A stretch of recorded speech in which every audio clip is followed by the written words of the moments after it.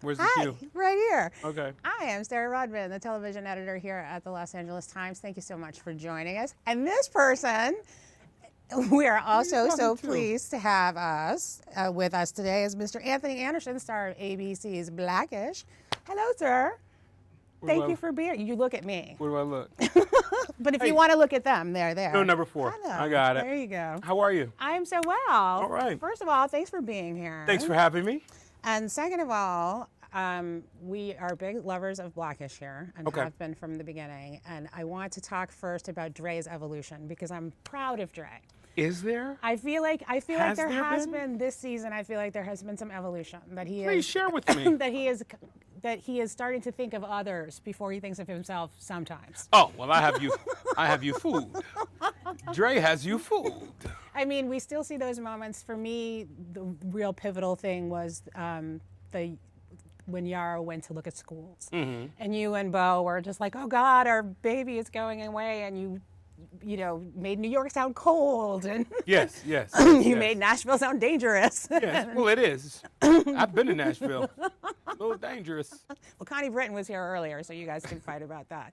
But that eventually you came to your senses, which Dre often does, but I feel like he comes to his senses sooner and with more enlightenment this season. And is that sort of just natural evolution? It's a natural evolution. I mean, you know, with that particular episode, I mean, you know, he had to have some sensibilities and be sensible and sensitive to, you know, his baby, you know, his firstborn, his best friend, you know, leaving the nest and him not wanting her to fly far away from that nest. So, yeah, it is a natural evolution.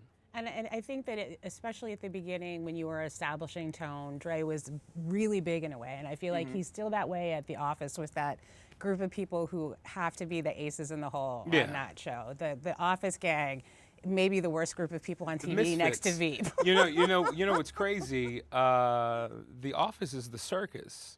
And Dre is the sane one there. Right. Where it's just reverse at home, where, you know, I'm the insane one. But yeah, we have a great cast of characters with everyone: Dion Cole, Peter McKenzie, Jeff Meacham, Alan Maldonado. It's just a great group of men and women to work with. Wanda Sykes, I can't forget about her. And having Dion back must just be it's a a thorn in the side. Yeah. Pain in my buttocks. But something happens there that has always intrigued me, having been in a similar experience on occasions, that you become the go-to black person about the black stuff in The Office. And I'm assuming that is something that is based partially on your experiences too, and Kenya's as well. I know that a lot of the show is. And does that ever end up happening in sort of a meta way on the show itself? That people will sort of come to you and do a gut check on something? I guess so. I mean, you know, but we are not. We're not the authority on all things black. Right. You know, there are different shades and different hues of that, and you know that's what makes, you know, not only the African American culture, but just the culture of everyone's background so remarkable. Is that, you know, you have so many different colors within it. So there's no one definitive answer or definitive, oh, this is black. Right. So this is Which us. is, I think, partially what the show is about. Yeah. I feel like that's one of the best messages, is that nobody's culture is a monolith. That, like, Dre doesn't have the answer for everything. Dion's character certainly doesn't have an answer for everything. That you're showing people that there's a multiplicity of opinion within this group that maybe sometimes perceived from the outside. Yeah. People don't think of it that way. It would be boring if it weren't. You know, it would just be one note throughout the show, and that would be very boring. And it's certainly not that. And I want to ask about your and Kenya's experiences, because I love that over the course of the show that you have drawn from your real lives. And I'm curious what thing from your life that you have brought to the show has either been your favorite thing or maybe something that got you in trouble. Like, do you have to run your real life family experiences past your family before you write them into the show? No, I don't. And the reason I don't have to run it by them is because my children, their private school is paid for because of our show. Private high school and private college. So they don't get to complain. They don't get to complain at all. I mean, they live a life of privilege because of Blackish. But there was one thing that I had to go out and explain and apologize for my son, and it was the sex talk episode where Poor Junior. Bo actually walks in on Junior pleasuring himself. And since the show is based on my family and Kenya's family, when my son went to school, he was ridiculed a bit, poked fun at a bit because of that. They're like, "Oh man, your mom's caught you." Well, then I had to go on and confess that it wasn't actually my son who was caught; it was me that was caught at my son's age. And so I just put it on him on the show. Like a good father would. My mom walked in on me. And I thought that would be an interesting story to tell from the kid's perspective. So I put it on Andre Jr. So I had to go out and explain to the world that my son Nathan was not caught pleasuring himself. It was actually his father. And is this something that has traumatized you since then? What, Do you feel like getting you've caught by my mama? exorcised that demon by doing it on the show? No, I wasn't traumatized. Yeah, it might have traumatized my mom because I was doing it on her side of the bed. Oh my God. Yeah. We're not going to get into the No, we don't have to get psychology into of that. My middle name is Oedipus, though. So, There's definitely something Greek and tragic about that.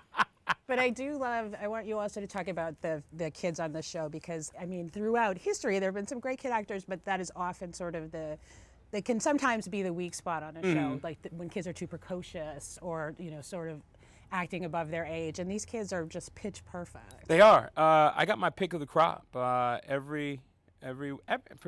top to bottom, I handpicked everyone, and the network supported me on all of our choices with the children, and these children have come into their own, and they sometimes do the heavy lifting for the majority of the show, and Tracy and I, we just hit our marks and say what we need to say and leave.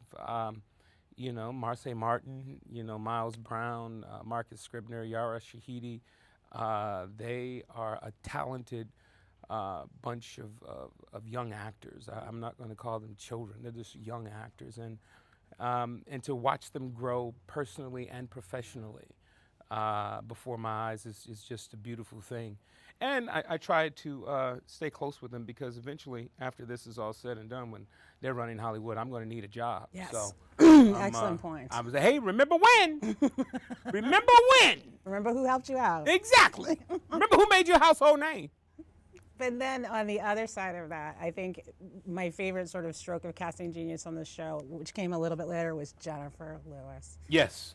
That woman, I mean, the range that she has. I mean, she's similar to you in that way. You should see the range she has when she's not on medication. I mean, you guys get the medicated Jennifer. We don't always get medicated Jennifer. We just get loose cannon Jennifer, and that's the best Jennifer Is she right just there. singing all the time? Oh, she is. She is. She's a doll. She brings so much to that character, to combination of Kenya and my mother. It's pretty amazing. And I feel like she and Lawrence both have this great thing, and we were talking about that with Tracy when she was here, that you guys have been able to walk a line between things that are absurd and wacky and even fantasy type sequences with some really grave stuff. Yes. With some stuff that has some weight to it, which of course, Norman Lear was doing back in the 70s, but we got away from that. And Right. you guys are going back to a real topicality, but managing within the same episode, talking about the N-word, talking about Black Lives Matter, the great election episode, but still managing to be funny Right. within that. And is that something that has to be tinkered with, or is it something that comes as naturally as the sort of wackier elements? It comes natural. We don't have to tinker with much. No matter how wacky or how absurd we get with some of these stories and some of these fantasies, it's all grounded by the actors that we have, especially in Lawrence and Jennifer. And, Kenya is a huge fan, as myself, of Norman Lear. Those are the shows that we grew up watching, All in the Family, Good Times, The Jeffersons. These are things that, were poignant and had a point of view and had something to say, whether you agreed with it or not. And that's what, was so great about, those shows and television back then. It was the point of view that they had, and them being unashamed to go wherever it is that the subject matter took them. Yeah. There's a fearlessness to it because you have to walk a certain line, and sometimes the topics aren't funny, but like you manage to find it on either end. And I would imagine for the kids, it's also actually, to some extent, a learning experience. An educational outside experience for them. Yeah, it is. A lot of times, we find ourselves educating the children as we go along with the episode. I mean, because when we started, they were 8, 9 years old. The youngest were, and well, what does that mean? Why is it? Why are they so angry? And then we just find ourselves giving them history lessons and catching them up on current events and what that means to not only our community but the community as a whole with what's going on. Yeah, because they don't understand some of those things. They're still just babies. And since you are, in addition to being the star of the show, you're also the executive producer and you have a hand in the storylines. When these things come up, excuse me, I was talking about fearlessness, and there has to be a fearlessness to do it, but once it's done and in the can, but before it's aired, is there any trepidation about what the response will be? Not at all. We can't concern ourselves with that. We sit on stage 4 and stage 5 at ABC Studios, and we do what we do. The stories and the subject matter that we deal with, we leave it all on the floor, and we leave it up to the public to enjoy it or debate it or whatnot. But there's no trepidation at all. We don't sit back and like, oh, I wonder how they're going to receive this. Right. Because we come from an authentic place, and I think that's what resonates with our audience. They see that authenticity.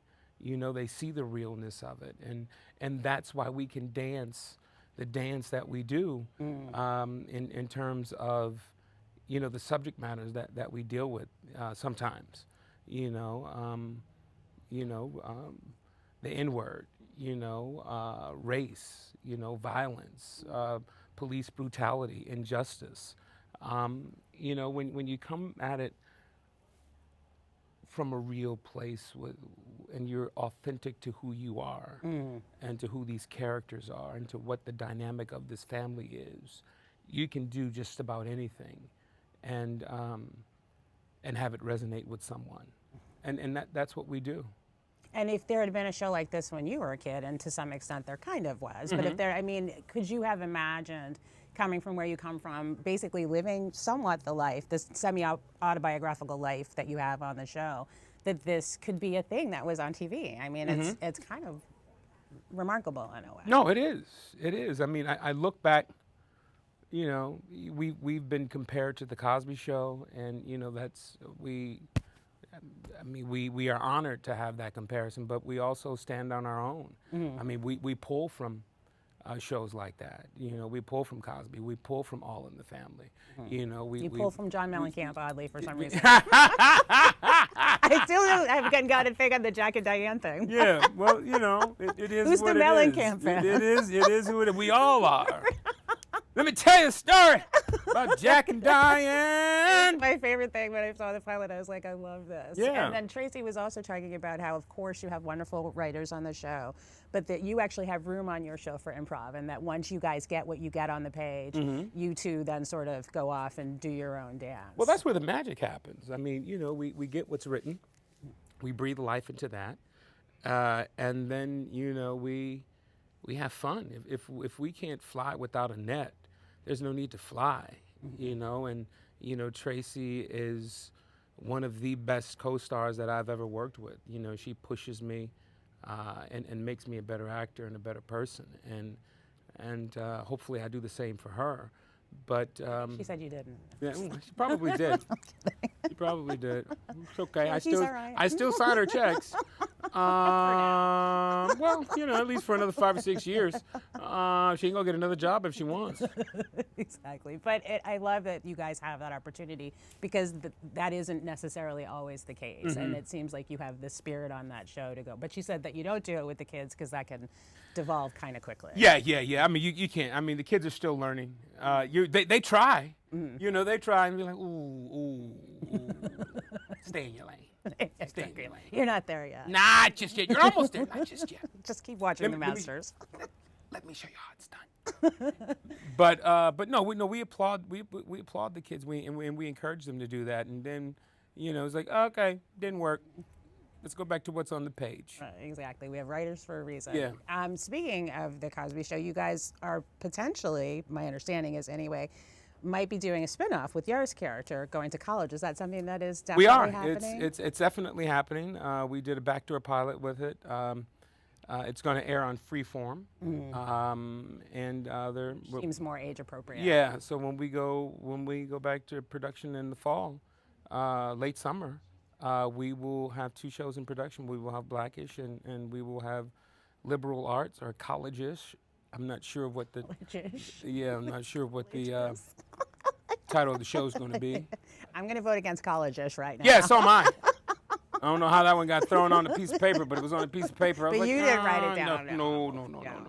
I think you can do better. But that's great. Can. So you're going to produce that as well. Yeah. And presumably there will be some crossover, at least at the beginning, between. Oh yeah, there will be Blackish crossover. Of course. I mean, you can't have one without the other, and we're excited about that. Yara's a young, talented actress, and she's surrounded with another group of talented actors. So I'm excited to see what happens with that. Yeah, and then she'll really be leaving the nest for real. She'll be leaving it up, but they'll always come back. Right, exactly. There's always room and space to come back. Right. Well, yeah, the Johnson's household is very large. Now, in addition to Blackish, you're like the hardest working man in Hollywood. You have you have all the jobs. I have all the jobs that Steve Harvey and Sam Jackson didn't want to take. Exactly. So, are you enjoying To Tell the Truth? I am enjoying To Tell the Truth, mainly because I'm living my mother's life. My mother always wanted to be a performer and an actor. Unfortunately, my mother has no talent. That's too bad. And she knows that. Yes. So, I'm not talking out of class. So it skipped a generation. It skipped a generation. She claims that she has no talent because she gave it all to me. And I was like, well, you didn't have nothing to give to me to begin with. I found this on my own, Mama. But so selfless of her. So now I'm at a position right now in my career that, I can give my mother those opportunities. Yeah. And she's having fun. And she's having a blast. She gets to, she thinks it's all about her. She thinks it's her show and that I'm her co-star. So I let her have that. That's reasonable, and presumably a very nice paycheck as well. Oh yeah, I'm happy because I no longer have to write that check. I'm paying my mother with somebody else's money. Problem now. And not my money. So that's give even her better. Notes? Did I give her notes? Yeah, about like her performance or anything. No, I just let her be. I let her be. Yeah. And so I've also heard that you will be participating in the return of the Gong Show. Is this true? Wow. Where are you getting your information Just from? the little birdies are telling me things. Yes, I am. So I know you can't tell me this, Uh-huh. but I also heard that Mike Myers is the host of the reboot of this Gong Show, but he's going by a different name. I'm going to tell you right now, I didn't see Mike Myers the whole time I was there. So I don't know where you're getting that information from. Okay. Yeah. So this is a legit British comedian from back in the day, as far as we know. Yeah, Tommy Maitland, right? Yeah. Did you have a good time? I would imagine that's another one. I had a great time. It was myself, Tracy Ellis Ross, and Dana Carvey on the show. And who were your performers? Did you gong anybody? I gonged a few people. I mean, I was like, hey, I got to get out of here. Wait a minute. I've got 4 jobs. I'm in Culver City. I live in the Valley. We got to get this over with. You're not worth it. We gonged a few people. And some people we just let live because we were really waiting. We've invested some time in this. We got to see where this is going to end up. And when it ended up where it ended up, we were like, why the hell didn't we gong him? Why did we let him go on this long, huh? Right, but there was something captivating. So it's basically like America doesn't have talent. Exactly. America does not have talent, and with 3 different judges every show. But I feel like the sense I'm getting from reading about it anyway is that it really has more of a comedy bent this time in a overt sense. Whereas Yes. maybe the old show was funny by proxy. Yes. This show is supposed to be funny. No, this show is supposed to be funny, and when it airs, excuse me, and the audience sees it, they'll understand what it's all about. Yeah. Was that something that you watched when you were a kid, The Gong Show? did. So if you were going to have an act, what would you, on The Gong Show, what would your act be? If I was gonna have an act, what would my act be? What would your talent be to try and stay away from I would attempt to sing. Oh. I would attempt to dance. And Can you do either one of these things? I mean, I could carry a tune. Okay. And By yourself, or by you myself. need auto-tune? No, You no, need by it to myself. help? I don't need Pro Tools. No, I can carry a tune by myself. And one thing is though, I sing in unison, not in harmony. So we can't harmonize. So no choir work for you? No choir work for me. You find me, I jump from alto to tenor to attempt to bass to first soprano. I would try to find it. And that became the problem. But I also took 5 years of ballet and modern and jazz. All right, So I think dance is the way to go. yeah, no, dancing and singing. Simultaneously. I would sing the music that I'm dancing to. So maybe, if, I don't know how long the show is, you go back as a contestant. I could possibly do that. All right. Because they give you 90 seconds. I can rock something out in 90 seconds. All right, I think that this needs to be the plan. Yeah. Like you go back as a contestant I mean, after you have been sat in judgment. Don't let the big size fool you. I can do the splits. Oh my God. I can make my manhood touch the floor and bounce back up like it was no problem. You've heard it here. And so much about your manhood in such a short period of time. Hey, don't mention my manhood in short in the same sentence, please, ma'am. So blessed. I have an image to uphold. So blessed. Now, I also just wanted to ask about, I feel like you're one of those people that, obviously there's a big fan base for Blackish, but you have been in so many things over the course of your career. You have done very serious drama. You have done very broad comedy. You were in a movie shot in my hometown, as we like to call it, The Departed. And of course, Me, Myself, and Irene, which was shot in that part of the world too. Yes. And then The Shield, Law and Order, some really serious shows. So outside of the Blackish... Don't forget Kangaroo Jack. Kangaroo Jack, absolutely. Yeah. All right now.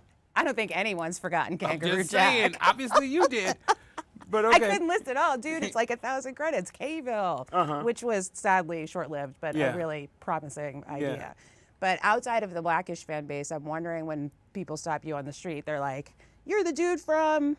What comes up the most? I joke about it, but Kangaroo Jack comes up a lot. Does it really? Kangaroo Jack comes up a lot.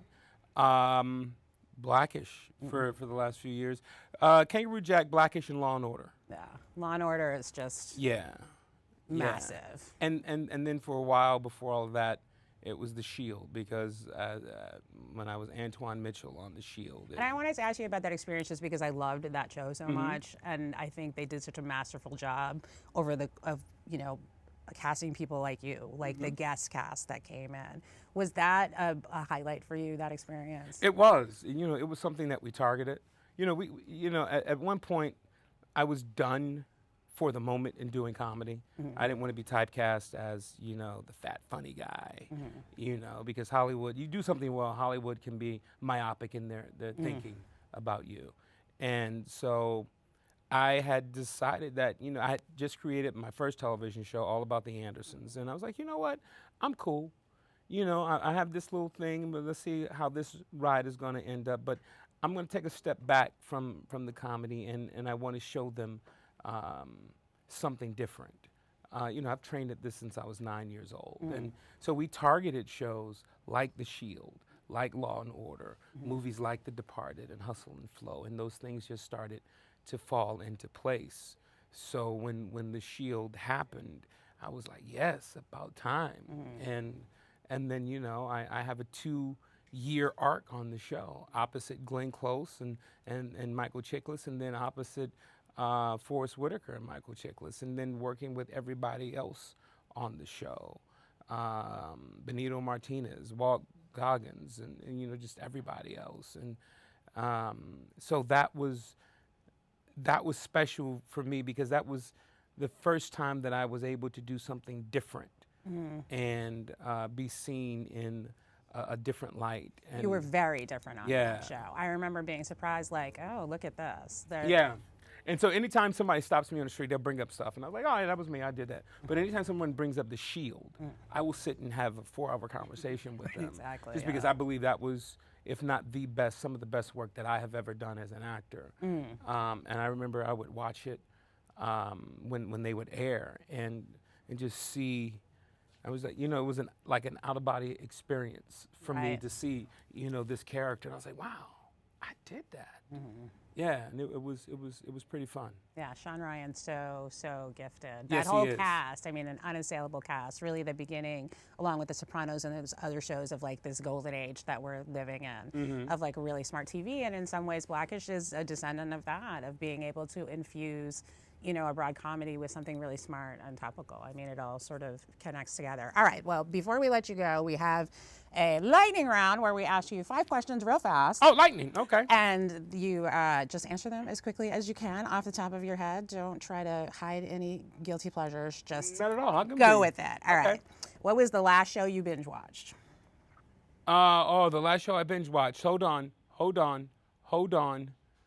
Billions. Did you love it? I love Billions. I worked with Paul Giamatti. We did Big Mama's House together, and I love the cast of that show. It's a great show. Another one with just top to bottom. Yeah. Damian Lewis and Paul Giamatti together. Yeah, it's magic. I mean, so good. It's magic. All right. What show would you like that you love already and have seen all the way through? Would you like to sit with someone who is seeing it for the first time to watch them enjoy it and be like, oh God, here comes the good part?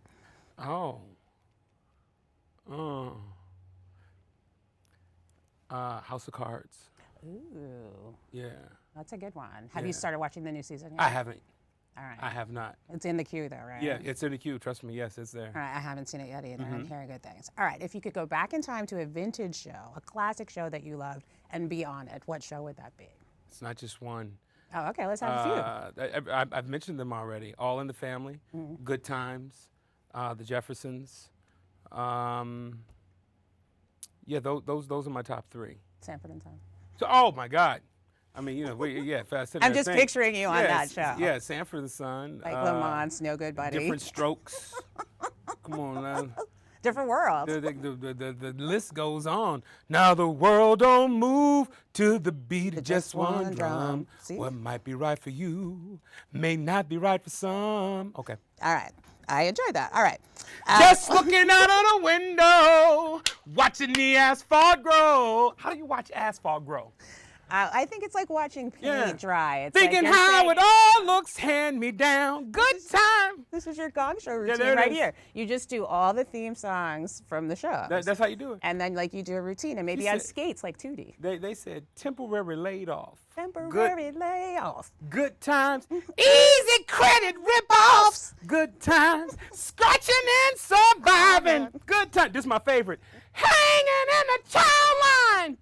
Do you know I had no idea what that lyric was? Hanging in the child line. And it was like hanging in the chowder because I was from Boston. No, not the I child. didn't Hanging understand. in the child line, baby. That's the soup line. That's the free food line because you ain't got no money to buy your own groceries. This is where James was. There we when go. Florida wasn't going There down. we go. down, James is the quintessential black daddy. That's why I cast him as my daddy on All About the Andersons. Yeah. God, he's good. And Mary. Damn, James. Okay, I'm sorry. No, it's the best dams ever. As Good the times role at the is- top of my list, RJ. Yeah. Good times and All in the Family. Oh my God. Okay, well, what's the next question? All right. So I You guess say you wanted me to be Tootie on some skates. well, when you're in the Gong Show, that you're doing this routine. You take the good, you take the bad, you take the nothing. There you have the facts of life. I can go on. You could, and Okay. I'm enjoying it. All right. That's what I'm saying. You put all these things together into your Gong Show routine, and you do it on skates. That's how I do it on with skates. There we go. And so as your And tribute then I to roll Tootie. up, and then I roll up to Mike Myers and say, "What you talking about, Mike?" Okay. Exactly. But you say Tommy because I it's say not Tommy. Mike. Yeah. All right. I think that we might have answered this next question with your last answer. What is it? What genre would you like to try that you haven't tried already? We know you've done drama and comedy. Would you like to try a musical? Musical, yes. But legitimately, you would like to do. Legitimate. Yeah, legitimately. You know what they need to do is they need to bring back Pearly, and you need to be in that. Oh, what you know about that? Don't you think? What you know about you that? think? From your mouth to God's ears. All right, we'll just put it out there, Pearly. Pearly. I mean, Ma Rainey's Black Bottom. but yeah, I don't know. I'm I just feel throwing like things out. I ain't Pearly, misbehaving. Miss Raven, I'm that just can throwing be them out good. there. We're just going to name them all. Dream Girls, let's do it again. All right. La La Land in Compton. Now that I would go see. Of course you would. Totally different soundtrack. Walter White or Tony Soprano, Ooh. right? That's a good one. That is a good one. I'm going to go with Walter. All right. You're I'm my gonna go- first Walter after 3 Tonys. Yeah, I'm going to go with Walter. All right. Yeah. I think that's a fine choice. All right. And this is the last one. Mm-hmm. What was your first acting job? And what did you learn on that job, your first professional job? And did you learn anything on that job that you're still using now? My first acting job, I was fired from after the table read. Because They said I wasn't funny enough. Go figure. Go figure. were they right though at the time? No, they were completely wrong. I will tell you this: that show never saw the light of day. Who are you talking to right now, though? Okay. Yeah. 11 Image Award nominations later. Clearly. Me. Clearly they were wrong. But did you learn anything from that experience? From that experience, I learned to never leave anything on the page. You know, and a lot of the humor in this particular character in this particular show there were sight gags and physical things that you really couldn't deliver in just a table read. Right. So I don't understand why they were like, he's not funny enough. Right. And I was like, but it's not me, it's this. Because I think I'm great at what I do. And so I learned never to leave anything to chance and to just go balls out. There we go again. Yeah, there we go. Yeah, there we go. But here's the thing, though. If you hadn't lost that job, did you then subsequently get something that you wouldn't have been able to take because you would have been doing that job? Oh, no, I was out of work for a little while longer. All right. Well, I was going to try and go for the whole, like, if that hadn't No, happened. one door didn't close, another one didn't open. No, that one shut, and they all stayed shut for a while. They all stayed shut for a while. Excellent. So I'm sure you learned something about the service industry or something in that my period God, of did time. I learned I better get every job I'm up for. Or I'm going to be waiting tables a long time. No, I didn't really wait tables as an actor. I worked for Ticketmaster. So anytime you called Ticketmaster, I picked up the phone and said, "Thank you for calling Ticketmaster. This call may be monitored for quality assurance. This is Anthony speaking. How may I help you?" Oh, my God. 8 hours a day, 5 days a week. Oh, my God. No, I'm sorry. Rod Stewart is not at the Greek Theater. He's at the Hollywood Bowl. No, ma'am, I'm looking at it on my system. No, he's at the Hollywood Bowl. Yes. Did you remember any days that the system crashed because like somebody super big was playing, like Bruce Springsteen? Oh, it would crash all the time, and we still had to sit there and just roll calls, be like, "Call back, system's down, call back." So did you get tickets though, or did you have like the inside track to see shows? We did just because there was an assortment of tickets that we could pull from, and that they gave us, So what was the best show that you saw while you were working for Prince Ticketmaster? at the Hollywood Bowl, and I was in What the tour? purple section. I can't remember what tour it was. And this was my first Prince concert, and so it was 22 years ago now. Oh, good memory. Yeah, and I sat in the purple section, and subsequently, Prince and I, not from that show, but over the years, had become friendly. No kidding. And I'm not going to say we were friends, but we were friendly. That's amazing. I would get invites to his home to hang out, and his assistant would call and invite me to show. Anthony, Prince is closing the Vegas show, and you haven't been yet. He's wondering, when are you coming? God, that's amazing. Okay, I can come this weekend. Okay, he will be expecting you. Wow. Yeah, so things like that. All right. So eventually all of this led to a very good thing. I can tell you when the system crashed too, another time. Yes. They sent me downstairs. They hooked up a system for satellite cable or whatnot. They teamed up with someone. And it didn't crash. But a lot of people in the Bible Belt were upset that they were not getting their adult stations on their satellite. And I was like, "Where do you live, sir?" "Oh, we live in Alabama." "Yep, you live in the middle of the Bible Belt. They put some laws on y'all books that no. Y'all can't have this. You're considered a heathen, so you might want to move if you want. And you would know. Triple X. Oh, because I'm a heathen. Yes. Yes, I'm a heathen. But you never did anything about those service fees, though, man. What's that Oh, about? I mean, couldn't help that. I think it might, now that like you're a big Hollywood star, that's where you need to start throwing your weight around. Okay, service fees? Yeah. Okay. Get on that for Cool. me. We'll do that. All right. Well, thank you so much for being here. I really appreciate it. Oh, my pleasure. And it's always lovely to see you. And thank all of you for joining us today in our mini chats. Stay tuned. There will be more to come. She's lying. Ain't nothing else coming up after this. It's gonna go black. It's gonna go blank like the dude in the Bible Belt looking for his porn.